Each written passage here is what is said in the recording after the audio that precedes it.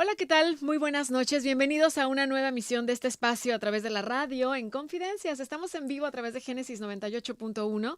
Soy Coranelda González. Voy a estar contigo por espacio de 60 minutos con un tema de verdad altamente interesante y que puede cambiarnos la vida y la vida también de las personas que más queremos. Porque a veces no tomamos conciencia de lo importante que es la alimentación y las consecuencias que puede traer y afectaciones que puede traer simple y sencillamente. Imagínate al cerebro, a tu propia vida, a tu integridad, a la de nuestros hijos, a la de las personas que más quieres. Qué importante es la alimentación. Hoy vamos a hablar de las consecuencias de vivir con un trastorno de conducta alimentaria. Vamos a tratar este tema que estará a cargo de pues la especialista. Ahora sí que nos han traído nuestro equipo de producción, pues yo creo que la mejor en este tema para poderlo desarrollar como debe ser, la doctora Eva María Trujillo. Ella es una reconocida líder internacional en el campo de los trastornos de conducta alimentaria, graduada con mención honorífica de excelencia en medicina y pediatría del Instituto Tecnológico y de Estudios Superiores. Y tiene un currículum impresionante que se me iría el programa entero en yo podérselos leer, pero sí quiero decirles que es creadora para México y Latinoamérica también de línea de ayuda gratuita para la orientación de los trastornos de la conducta alimentaria. Ella, pues está directamente también apoyando como consultora para Meta, para Facebook, Instagram, TikTok, en todas las políticas de seguridad relacionadas a imagen corporal y alimentación, y tiene un currículum bastante importante que la respalda. Me da mucho gusto tenerte hoy aquí, doctora Eva María Trujillo. Bienvenida a Génesis. Muchas gracias, Cora, muy amable. Muchas gracias por la introducción. Me encanta hablar de este tema porque, mira, primero como mujer, como mamá, decía, wow, qué importante es esto, porque tener un trastorno de la conducta alimentaria puede llevarnos a perder la vida. Me decías ahorita fuera del aire, doctora Eva, que un trastorno de la conducta de la alimentación ocupaba anteriormente la posición número 1 como causa de muerte en temas de salud mental o hablando de psiquiatría, ¿no? Hoy está digamos, en segundo lugar. Estoy sorprendida de esto. Eso es correcto. Por muchos años, la anorexia, que es el trastorno de la conducta alimentaria que más se ha estudiado, ocupó el número 1 como la causa número 1 de muerte de todas las enfermedades de salud mental. Actualmente es el segundo porque con la epidemia que hay de adicción a opiáceos, ellos ocupan ahora el segundo lugar, el primer lugar. Y bueno, no es nada halagador esto. Desafortunadamente es un porcentaje muy importante de pacientes que fallecen por estas causas, entre ellas el suicidio. 1 de cada 5 pacientes puede fallecer por esto.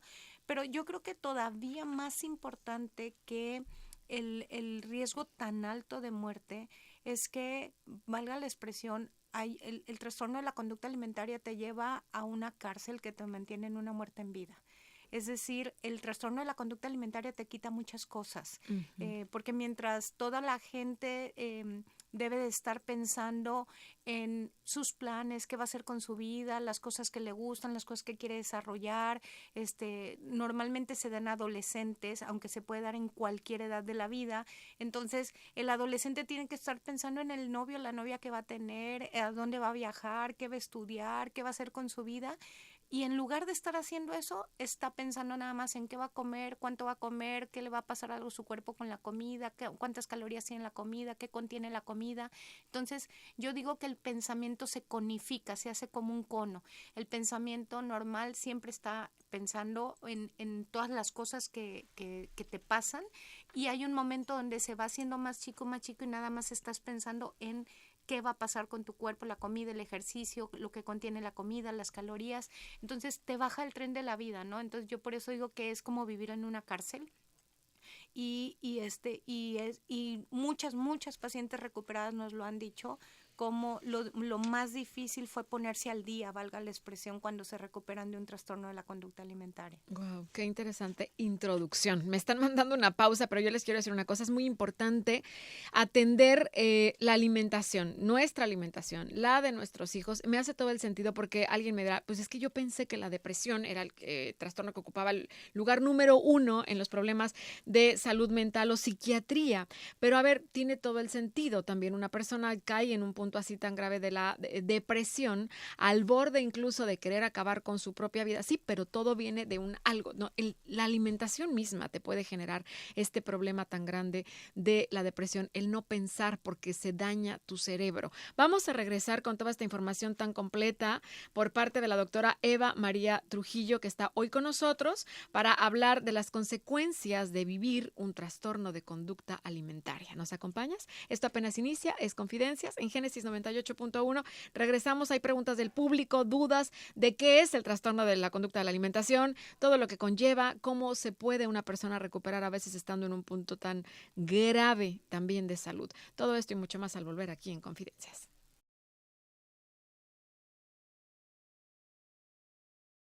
Muchísimas gracias. Estamos de regreso con más de estas confidencias, hablando de las consecuencias de vivir un trastorno de conducta alimentaria. Doctora Eva María Trujillo, te quiero preguntar. Primeramente, a veces nos confundimos, vivimos en la ignorancia, creemos que lo sabemos todo y no estamos ni, yo creo que un 80% enterados. ¿Qué es un trastorno de la conducta alimentaria? Muy bien, mira, para poder entender qué es un trastorno de la conducta alimentaria, primero me gustaría explicar para la gente que nos está escuchando cómo se llega a esto, ¿ok? La alimentación, en mi opinión, debe verse como un continuo, una línea continua que va desde la normalidad hasta la enfermedad. Y si yo dividiera cómo come la gente en esta línea continua, tenemos la gente que come normal, la gente que tiene lo que hemos llamado una alimentación disfuncional y la gente que padece un trastorno de la conducta alimentaria. ¿Ok? Para ver la alimentación, lo ideal es que la estudiemos o la veamos desde una perspectiva que se llama biopsicosocial. ¿Ok? Esto es decir, yo veo la alimentación como un gran universo que involucra 3 pequeños subuniversos. La biología, que incluye toda la parte física, genética, biológica de la alimentación, la parte psicosocial de la alimentación y la parte psicoemocional de la alimentación. ¿Ok? ¿Quién tiene una alimentación normal, hablando de este espectro de la alimentación? Aquellas personas que en estos 3 áreas, biopsicosocial, tienen un balance, vamos a llamarle, casi perfecto. ¿Ok? Entonces, hablando de la parte biológica, la alimentación normal es aquella persona que tiene tiempos regulares de alimentación, desayuno, comida y cena, a lo mejor 1 o 2 colaciones al día. Aquellas personas cuyo objetivo al comer es por nutrirse, por sentirse bien, por tener energía, por disfrutar, ¿verdad? Que puede comer cuando tiene hambre, deja de comer cuando deja de sentirla, que a lo mejor come incluso nada más en una forma que llamamos hedónica, es decir, por antojo, y eso también es normal, ¿ok? Entonces, esta parte biológica, física de la alimentación promueve tener un cuerpo sano, una mente sana, te sientes bien, ¿ok? Luego tenemos la parte la parte psicosocial de la alimentación. Hay un viejo dicho que dice que hasta cuando nos morimos nos cafetean, ¿no? Entonces la comida es muy importante en nuestra socialización.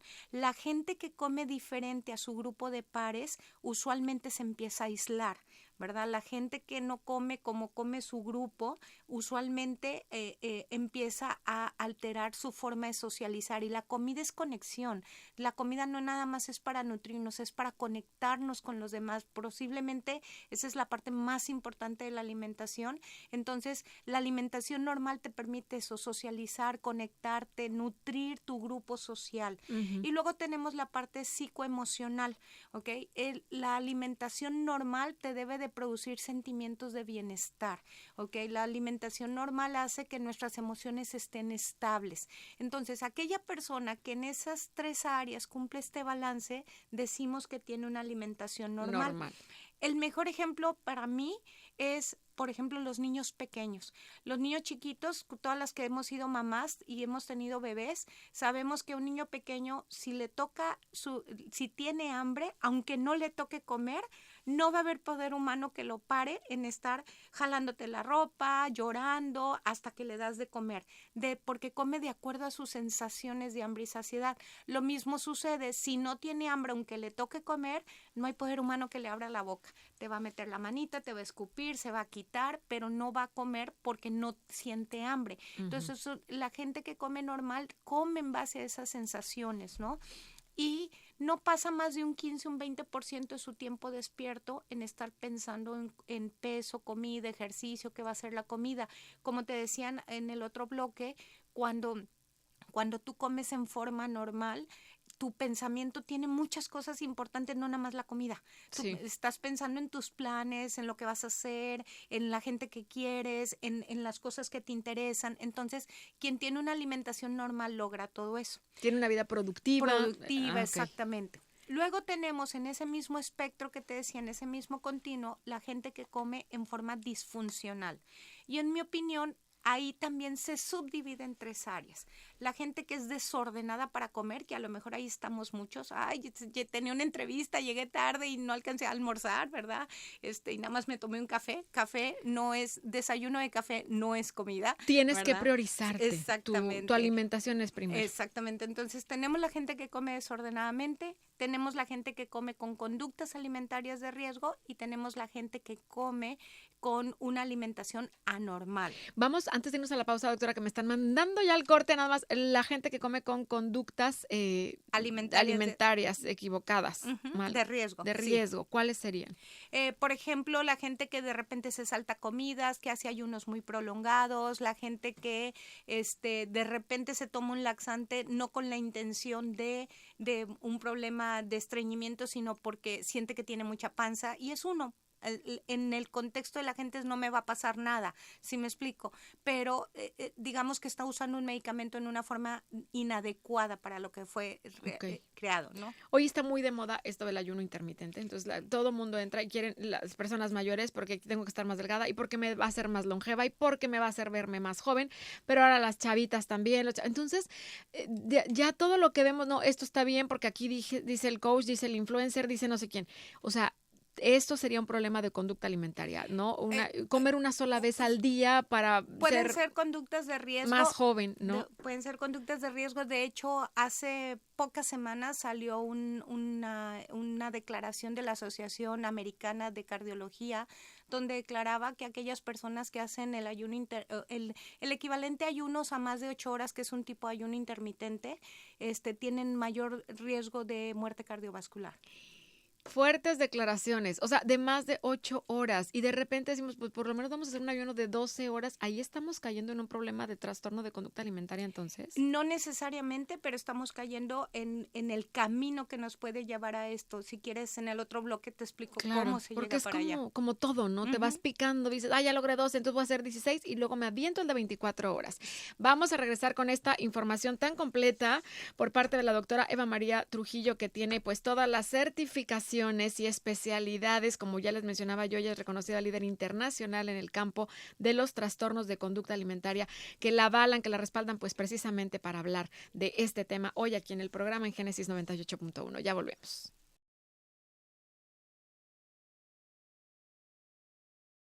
Gracias, estamos de regreso con más de estas confidencias. Qué interesante está la plática con la doctora Eva. A ver, doctora, entonces nos quedamos ahorita en el bloque pasado en el ayuno intermitente, antes de irnos con lo siguiente, porque el programa de verdad es que es importante que la gente entienda las bases de lo que es verdaderamente un problema de trastorno de conducta alimentaria, y caemos en este tema que es el ayuno intermitente, que también es muy practicado por muchas personas en el mundo. Y que es un tipo de alimentación disfuncional, como te decía, en el espectro, en el continuo de la alimentación, tenemos la alimentación normal, la alimentación disfuncional y luego quien padece un trastorno alimentario. Entonces, en la alimentación disfuncional, basándonos en eso que decíamos de la perspectiva biopsicosocial, los pacientes o quien padece una alimentación disfuncional es gente que tiene un patrón caótico con la alimentación, no es regular, es decir, no hace esas 3 comidas al día y 1 o 2 colaciones al día. Es gente que su objetivo al comer es diferente a nutrirse o a sentirse bien, más bien lo hacen en una forma preplaneada, como para que les quede una ropa o para algún evento o para alguna situación muy específica, y eso hace que no coman de acuerdo a sus sensaciones de hambre y saciedad, sino comen de acuerdo a lo que han estado planeando. Entonces, físicamente eso genera cambios que los hacen sentir sin energía, más intolerantes, más irritables, puede causar enfermedades de acuerdo al grado de disfunción. tan importantes como osteoporosis, osteopenia, problemas en la fertilidad, problemas en las menstruaciones, en la libido en los hombres, o sea, puede causar muchos problemas de acuerdo a el grado de disfunción que tenga la persona. Esto es en la parte física. En la parte psicosocial que hablábamos, como te dije, comer, la forma en que tú comes, si comes diferente a tu grupo de pares te va aislando. Entonces las gentes que son muy disfuncionales para comer se empiezan a aislar socialmente. Inicialmente puede ser algo muy sutil, por ejemplo, yo no voy a esa cena porque estoy a dieta y no quiero comer lo que van a dar ahí, y entonces dejas de acudir a cosas sociales, hasta cosas tan graves como no salgo de mi cuarto porque no quiero que nadie me vea comer, ¿verdad? Entonces socialmente te vas separando de tu grupo de pares. Y desde la parte psicoemocional, pues, ¿qué te digo? Hay un dicho que dice, ni le hables porque está a dieta, ¿verdad? Entonces, sí, que está de malas, ya es igual. La alimentación disfuncional hace que tengas muchas altas y bajas en el estado de ánimo, te pone irritable, intolerante. La mejor versión, pues, son los niños, ¿verdad? O sea, si tienen hambre, lloran, se enojan, no se diga algunos, personas mayores, ¿verdad? Entonces, el disfuncionar la alimentación hace que te vayas sintiendo así, y la gente que tiene una alimentación disfuncional puede pasar desde un 30 hasta un 65% de sus horas despierto en estar pensando en qué voy a comer, cuánto voy a comer, cómo lo voy a cocinar, qué va a contener la comida, cuántas calorías tiene, qué va a pasar con mi cuerpo. Exacto, es un desgaste. Esto ya se vuelve una obsesión. Entre más se disfunciona, más te obsesionas. Claro. ¿Recuerdas que te decía fuera del aire que el cerebro malnutrido piensa, siente y percibe diferente? Entonces tú conforme vas alterando tu alimentación, independientemente de tu peso, porque mucha gente cree que hay que estar en bajo peso para tener estos cambios, y solamente quien tiene un trastorno alimentario, solamente el 6% tienen bajo peso. 94% de las gentes que padecen un trastorno alimentario, un trastorno de la conducta alimentaria, tienen peso normal o peso alto. Ni estar con sobrepeso o gordito o rellenito, como dicen, ¿verdad? O sea, quiere decir que está sano, pero ni estar flaco tampoco es sinónimo de saludable. Exactamente. El objetivo principal de las personas, de nosotros, debería ser comer para nutrirnos, no para que el traje de baño se nos vea bien, no para la vacación. Las dietas, se dice, yo te decía ahorita, doctora Eva, que ya las están quitando inclusive en la carrera de nutrición, que no son sostenibles en el tiempo, que no está comprobado también que, bueno, a largo plazo van a resultar, porque ninguna sola persona en el mundo puede vivir en una dieta toda su vida. O sea, es decir, dieta es lo que comemos en el día a día. Exacto, ¿no? Una dieta restrictiva, una dieta con déficit calórico. Hablamos de ese tipo de dietas. Eso no es sostenible. Eso no es sostenible. Dieta le puedes llamar también a lo que tú comes en el día a día, pero lo ideal aquí entonces, para que la gente le quede como más práctico lo que estamos hablando en el programa, es enseñarte a comer. Exacto. Y si tienes una enfermedad que hace que tengas que comer de cierta manera, el problema no está en lo que comes, sino en que entres en déficit calórico. Cuando tú no le das la gasolina al cerebro que necesita para funcionar es cuando ocurren los cambios. Entonces, disfuncionar tu alimentación, tarde o temprano, un porcentaje de esta gente que disfunciona su alimentación llega a un trastorno de la conducta alimentaria. Qué terrible. Y hay que tomar en cuenta y hacer conciencia de que basamos todo en la fuerza de voluntad para probarle qué y a quién. O sea, hay que estar muy consciente de esto. Ahorita lo hablamos fuera del aire, y enseñarnos a comer y tenerlo adaptado como un estilo de vida. Porque a veces eso en el probarnos a nosotros, no, claro que yo puedo ir con esta dieta y me hace los mandados y el ayuno y voy a comer solamente una vez en 24 horas al día. O me voy a hacer la dieta cetogénica y voy a estar súper flaca. A lo mejor en 3 meses logras el objetivo, pero ¿qué va a pasar? Que luego vienen esos famosos rebotes, porque no es sostenible. Yo le llamo eso la trampa de las dietas, ¿verdad? Porque la gente, la fuerza de voluntad solamente te sirve para tomar la decisión de hacer esa dieta, pero después son mecanismos biológicos, son mecanismos hormonales, metabólicos, que el cuerpo se va a proteger, se va a adaptar a esa falta de alimentación, y entonces lo único que va a pasar es que va a suceder ese famoso rebote. Dime, por favor, los distintos trastornos de conducta alimentaria antes de irnos a la pausa, doctora Eva. Por supuesto, los más conocidos son anorexia, bulimia y trastorno por atracón. Existen otros menos conocidos, pero no menos importantes, como el trastorno de evitación, restricción de la ingesta alimentaria, el trastorno, la anorexia atípica. ¿Cuál es esa? La anorexia típica es un paciente que tiene todas las características del paciente que padece anorexia, pero está en peso normal o en peso alto, que es una entidad muy poco conocida, pero sumamente frecuente, particularmente en nuestra cultura latinoamericana. Y hoy este problema desgraciadamente también lo están padeciendo muchos niños, muchas niñas, adolescentes también. Es correcto. Hay que tener cuidado con esto. Es correcto. Y en los niños particularmente y en niñas pequeños hay un trastorno menos conocido que no tiene que ver con el miedo a engordar, que se llama trastorno de evitación restricción de la ingesta alimentaria. Y son los pacientes que rechazan la alimentación, sea porque las características sensoriales que tiene la alimentación, es decir, por ejemplo, la textura, el color, el sabor, el olor, la presentación, o porque tienen miedo a las consecuencias de lo que coman en su cuerpo, pero que no tiene que ver con la figura. Es decir, por ejemplo, me da miedo comer porque me voy a atragantar, me da miedo comer porque me voy a ahogar, porque me va a doler la panza, porque me voy a sentir mal, o aquellas personas que manifiestan una falta total de interés sobre la comida y la alimentación. Los papás usualmente te dicen, es que si no le digo que tiene que sentarse a comer, puede pasar todo el día sin comer, o el adulto te dice, para mí comer es una obligación, es como lo tengo que hacer y no como algo, su cerebro no despierta la señal biológica para buscar la alimentación. Entonces, la gente que tiene este tipo de problemáticas o este tipo de formas de comer puede desarrollar un trastorno de la conducta alimentaria que por sus siglas en inglés se llama ARFID o TERI en español, que es el trastorno de evitación restricción de la ingesta alimentaria. Wow,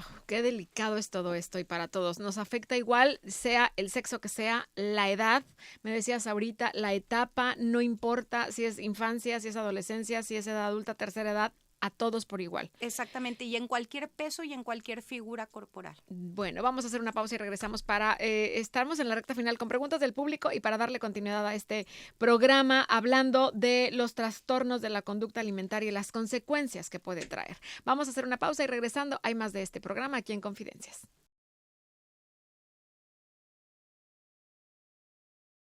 Muchísimas gracias, ya estamos de regreso con más de estas confidencias y yo impresionada con las cifras, con la información, con todo lo que estamos viendo de este importante programa sobre las consecuencias de vivir con un trastorno de conducta alimentaria, doctora Eva. Y hay muchas preguntas del público y yo te decía ahorita fuera del aire, a ver, uno cree que de repente todo lo está haciendo muy bien, ¿no? Porque dices, no vivo necesariamente a dieta, pero trato de comer saludablemente o dar mis 3 comidas o no privarme de nada y tener como un estilo de vida saludable. ¿Qué criterios tendría que tener una persona o ver inclusive en sí misma ahorita alguien que está escuchando este programa o que lo está viendo en plataformas digitales para saber que tiene que ser atendido o que tiene que ser atendida por un trastorno de conducta alimentaria? Mira, algo muy importante que la gente debe saber es que la recuperación en los trastornos de la conducta alimentaria es probable y es posible, pero en gran medida depende de que se atienda a tiempo. Entonces, regresándonos a esto que te expliqué del continuo de cómo se come, aquellas personas que sin tener un trastorno de la conducta alimentaria tienen una alimentación muy disfuncional, que la alimentación disfuncional puede dar las mismas complicaciones físicas y psicológicas que si se tuviera un trastorno de la conducta alimentaria. Si se atienden en ese momento, tienen muchísimo mayor probabilidad de recuperación completa. Entonces, algo importante es que desafortunadamente hay un mito en nuestro campo donde si la gente no está lo suficientemente enferma, pareciera que no es importante. Sí. Y en los trastornos de la conducta alimentaria se puede tener un trastorno grave a pesar de verse saludable. Eso era lo que decíamos ahorita, ¿verdad? Y que a veces ves a una persona, pero también estás viendo su conducta. Se ve aparentemente sana, pero no está comiendo, eso la puede conducir a un problema de trastorno de conducta alimentaria, inclusive llevarla a la muerte, porque caemos en que está en segundo lugar de los problemas de salud más graves de salud mental o psiquiátricos más graves. Así es. El trastorno de conducta alimentaria. ¿Qué porcentaje me gustaría saber en qué sector es más frecuente el trastorno de la conducta alimentaria? Es decir, niños, adolescentes, mujeres, hombres. Las edades promedio en la literatura vemos que se presenta es entre los 12 y los 25 años. Sin embargo, debemos de saber que puede presentarse desde edades tan pequeñas como 5 años hasta edades como 80 años y con la pandemia vimos un incremento muy, pero muy importante en niños y adolescentes pequeños, estoy hablando de niños y niñas de 7, 8, 9, 10 años y de adultos en la tercera edad. Es mucho más frecuente en mujeres de acuerdo a la literatura. La literatura habla que 9 de cada 10 pacientes son mujeres. Sin embargo, cuando se hacen estudios en la comunidad, se ha visto que la prevalencia en hombres es entre un 25 y un 40%, es decir, hasta 4 de cada 10 pacientes son hombres. ¿Y por qué sabemos menos de hombres? Porque ha sido un grupo subestudiado, desafortunadamente. Mucho tiene que ver con el estigma que hay hacia esto. Entonces, conocemos un poco menos. Sin embargo, en los últimos años hemos empezado a estudiar mucho más este grupo y a conocer las características de los trastornos de la conducta alimentaria cuando se presentan en hombres. Básicamente, doctora Eva, ¿en qué repercute tener un problema de trastorno de conducta alimentaria en las personas? Tiene consecuencias físicas y consecuencias psicológicas y consecuencias conductuales. Es decir, un trastorno de la conducta alimentaria es una enfermedad mental grave, cerebral, biológicamente influenciada, que tiene conductas, emociones y pensamientos disfuncionales hacia la comida, el peso, el ejercicio, el cuerpo, y que impactan en la vida de la persona, sea en sus relaciones interpersonales, en su vida laboral, en su vida académica, en su vida escolar. Entonces, el trastorno de la conducta alimentaria puede afectar físicamente cualquier órgano, cualquier célula, cualquier sistema del cuerpo. Desde la parte psicológica afecta mucho porque es una montaña rusa de emociones y puede tener muchas alteraciones en cuanto a su forma de relacionarse con los demás. Depresión y ansiedad son los síntomas más frecuentemente asociados con los trastornos de la conducta alimentaria desde la parte psicológica, y desde la parte social, como te explicaba, te va aislando de tu grupo de pares, te va aislando de tu familia, y afecta no nada más, es una crisis de salud no nada más para quien lo padece, sino también para quien están con ellos, porque afecta a las familias. Yo digo que es como la lava de un volcán que permea en todos lados, porque la familia va haciendo adaptaciones con tal de ayudar a esa persona. Por ejemplo, vamos a comer a tal lugar con tal de que fulanito, fulanita coma, vamos a hacer esto con tal de que no esté irritable, ¿verdad? Yo he tenido mamás que me dicen, por ejemplo, dejamos de ir a casa de mis papás, de los abuelos los domingos, porque mi hijo, mi hija me decía todo el tiempo que se le quedaban viendo a lo que comía y no le gustaba. Y entonces la familia también se va aislando. Es como, es una enfermedad que yo digo que va posesionando al paciente y a la familia y los va aislando del grupo, y los papás se sienten muy solos en este proceso, los cuidadores se sienten muy solos en este proceso y los pacientes se sienten muy solos en este proceso. Entonces, un mensaje que me encantaría enviar es: no están solos y hay solución.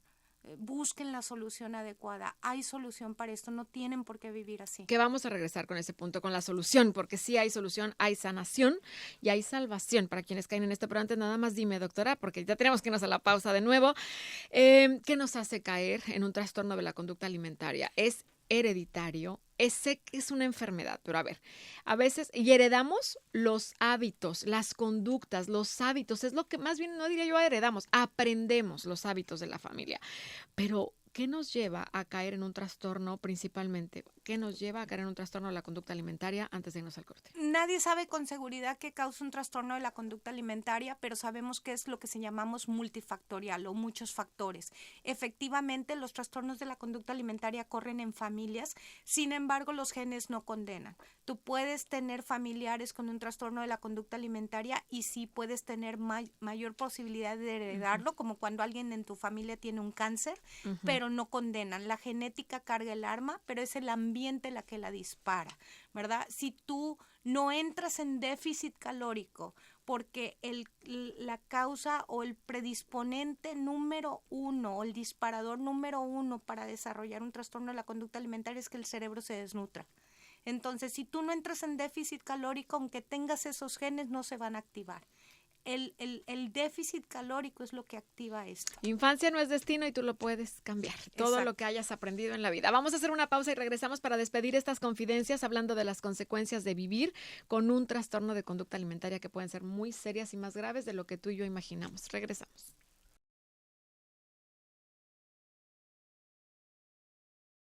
Muchísimas gracias. Regresamos y estamos en la recta final de este programa, las consecuencias de vivir un trastorno de conducta alimentaria. Doctora Eva, pues me encantaría de verdad poder sintetizar en el programa porque es mucha información y hay muchas preguntas del público.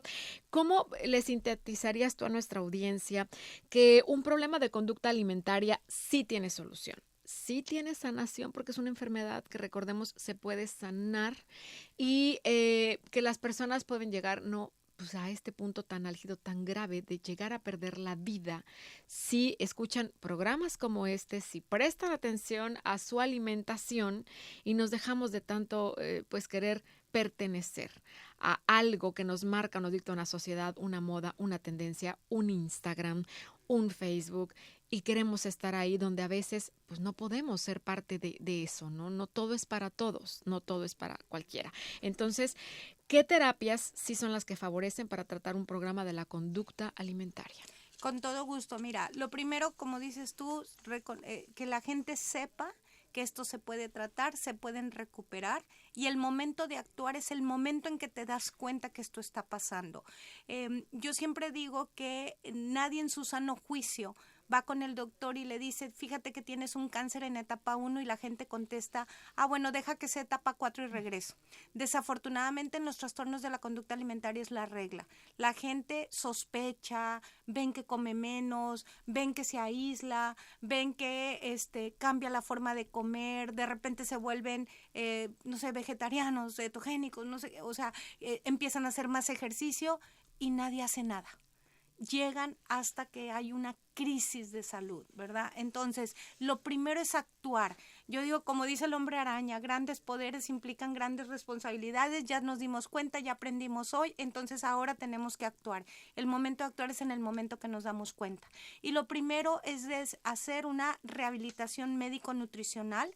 Un paciente puede estar muy grave a pesar de tener todos los laboratorios normales, entonces tenemos que reestructurar esa alimentación, que el cerebro se vuelva a nutrir y luego trabajar en las psicoterapias, ¿verdad? Porque el abordaje es físico, es multidisciplinario, físico, psicológico, nutricional, psiquiátrico. Entonces abordamos desde todas las áreas. Dentro de las psicoterapias se debe de trabajar con terapias basadas en la evidencia o tratamientos basados en la evidencia. Para adolescentes es el tratamiento basado en la familia. Para adultos podemos utilizar la terapia cognitivo-conductual, la terapia dialéctica conductual, algo que se llama la terapia interpersonal focus therapy, la terapia enfocada interpersonal. Podemos utilizar terapia familiar sistémica. O sea, hay diferentes abordajes basados en la ciencia que se deben de utilizar para abordar este caso. Lo más importante es, nosotros desarrollamos en Comenzar de Nuevo un método en estos 25 años que hemos llamado el método Comenzar de Nuevo, que es un abordaje individualizado donde el paciente se evalúa y en base a esa evaluación descubrimos los síntomas más predominantes y que deben de atacarse inmediatamente, y de acuerdo a esa sintomatología elegimos las terapias basadas en la evidencia que debe de recibir ese paciente para dar los mejores resultados. Muy bien, porque eso es importante, recordar que no estás solo, que siempre va a haber alguien ahí que tiene la capacidad, el entrenamiento y el profesionalismo para ayudarte y para atenderte. Vamos a dar las redes sociales también de la doctora y recuerda que estos trastornos de la conducta alimentaria sí son mortales, que 1 de cada 5 personas con trastorno de la conducta alimentaria puede llegar al suicidio, que entre el 40 y 45% de las personas que tienen autolesiones no suicidas padecen de trastorno alimentario también. Es muy grave, más de lo que imaginamos, no comer bien, no nutrirnos adecuadamente y no llevar un estilo de vida sano, es decir, que complemente la buena alimentación con el ejercicio, fuera de dietas, es lo que te va a hacer mantenerte en un peso estable y en una vida, sobre todo, también sana, ¿no? Totalmente. Muchísimas gracias, doctora. ¿Dónde están ubicados? Comenzar de nuevo las redes sociales, cómo el público puede tener un mejor entrenamiento, cercanía con ustedes y, sobre todo, pues empaparse un poco más de este tema. Con todo gusto. Tenemos nuestra página de internet, es www.comenzardenuevo.com. Estamos en todas las plataformas como Comenzar de Nuevo o Comenzar de Nuevo AC, en Facebook, Instagram, TikTok, LinkedIn, estamos en todas las plataformas. Y mis redes están como doctora Eva María Trujillo. Y estamos encantados de poder ayudar. Está nuestra línea de ayuda, por supuesto, es una orientación gratuita para quien lo necesite. Pueden accesar vía nuestra página de internet o tenemos un teléfono directamente. El teléfono para todo México es sin costo, es un 01800. Entonces pueden marcarnos y con todo gusto alguno de nuestros psicólogos que está a cargo de la línea de ayuda los recibirá, los orientará y les dará las mejores recomendaciones basadas en la ciencia que podamos. Cualquier duda, cualquier situación que estés viviendo personalmente o que esté padeciendo algún familiar, es muy importante acudir a los profesionales. No te creas todo lo que ves, todo lo que lees de coach, de esto, en redes sociales. Tiene que ser un médico certificado. Quiero agradecer mucho a la doctora Eva María Trujillo por estar hoy con nosotros, por el tiempo, por el profesionalismo y sobre todo por compartir la importancia de tener una alimentación sana y no caer en un problema pues de conducta alimentaria, porque sí nos puede llevar incluso hasta perder la propia vida. Gracias, doctora. Muchas gracias. Gracias por estar con nosotros, gracias a nuestro equipo de producción por hacerlo posible y principalmente gracias a ti por tu atención. Comparte este programa a través de redes sociales si te gustó, si conoces a alguien que está teniendo pues este tipo de problemas, de situaciones en casa, en familia, de trastorno de la conducta alimentaria, creo que le va a ser de gran utilidad. Soy Coranelda González, yo regreso la próxima semana con más de estas confidencias. Gracias, muy buenas noches y hasta la próxima.